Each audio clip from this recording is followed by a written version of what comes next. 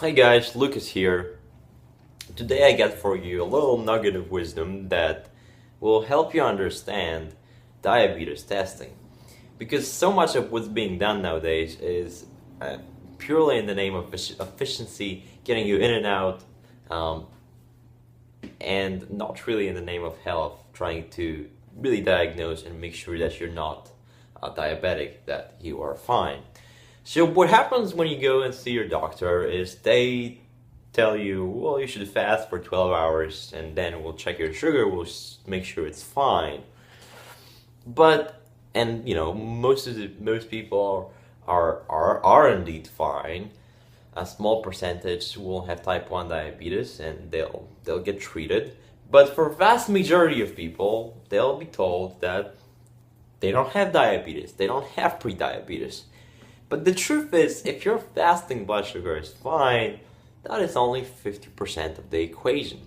Because what really matters is what happens after you eat. So when you eat a meal that's pretty heavy in carbs, as is pretty much every meal for 99% of people in the world, your body needs to immediately release a lot of insulin to cover up the spike in blood sugar. And the only way it's gonna do that if it has some stored insulin and it can effectively let it go and release it. And that's called phase 1 insulin release.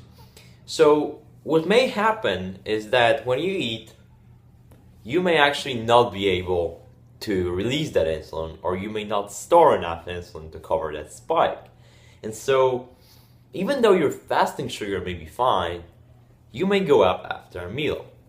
And then there is something called a phase 2 insulin release.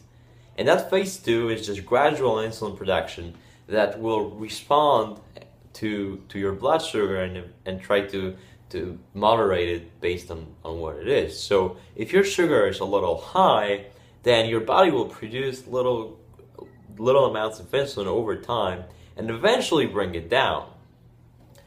But you still spike. You're still high, you're still there. And that's a problem. That's really damaging. And over time, it can make you develop full-blown diabetes. So it's really important to make sure that phase 1 insulin release is working. And the only way you're gonna test that is the way they do it at a doctor's office is they give you a glucose solution, which depending on the weight will be up to 70 grams of glucose, and then they test your sugar after 2 hours after you drank that. And if your sugar is below 110, you're fine.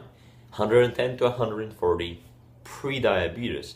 140 and above, diabetes.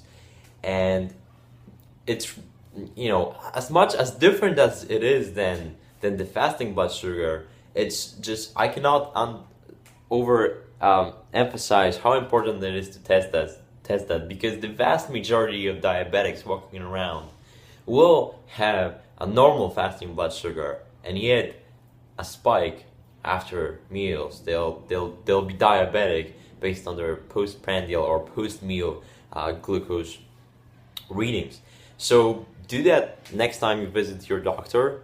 Please ask him for that test, or if you're so inclined, just get a meter at your local pharmacy and test it yourself. Do that test yourself. Eat a really carb-heavy meal, or drink a bottle of Coke, and then see what happens. See if you spike, and if you do, you really need to take care of it. Until next time.